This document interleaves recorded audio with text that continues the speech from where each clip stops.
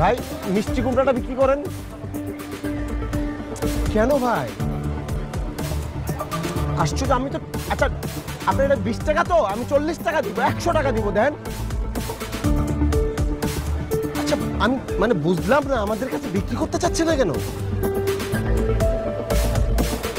আচ্ছা দাও আমাদেরকে সবজি দাও। তুমিও আমার কাছে সবজি বিক্রি করবা না? আচ্ছা ঠিক আছে, তোমার ডবল ডবল টাকা দিব আমি, দাও।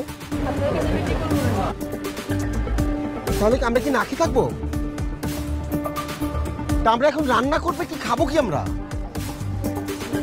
আচ্ছা দেখি তো, সামনে যে চলো। কি গরম লাগতেছে, চলো ঠান্ডা ঠান্ডা খাবো। এই যে অনেক ঠান্ডা। হ্যাঁ দোকানদার ভাই, এই ভালো দেখে ঠান্ডা দেন তো, অনেক ঠান্ডা দেখে দিয়ে। ঠান্ডা নাই আমার কাছে, জান। ঠান্ডা নাই? আরে আপনার ফ্রিজ ভর্তি তো ঠান্ডা, কোল্ড ড্রিঙ্কস সবই তো আছে, আর আপনি বলতেছেন ঠান্ডা নাই। ওই ফ্রিজ ভর্তি ঠান্ডা আছে, এটা অন্য গো লেগা, আপনার গো লেগা না। আপনারা জান, আপনার কাছে বেশ মনে নেই। আরে ভাই কি বলেন এসব? ঠান্ডা বিক্রি করবেন না মানে? আমরা তো টাকা দিয়ে ঠান্ডা নেবো, আপনার কাছ থেকে তো ফ্রি নিচ্ছি না। আরে ভাই সবাই তো টাকা দিয়ে কিনে, তাও কিন্তু আমি আপনার কাছে বেচবো না। আর বেচবো না কেন, তো আমার নিজের ব্যক্তিগত ব্যাপার নাকি? আমি বেচবো না, আমার বেচবো না। আরে ভাই আপনি কি বুঝলাম না, আমাদের কাছে বিক্রি করবেন না কেন?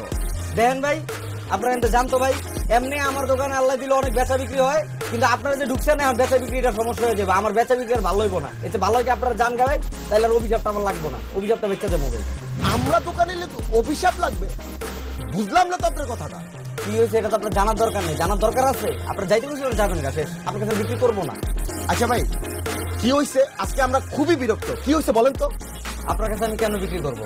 আপনার মার বৃদ্ধাশ্রমে রাখছেন না, এই জন্য আপনার কাছে আমি বিক্রি করবো না।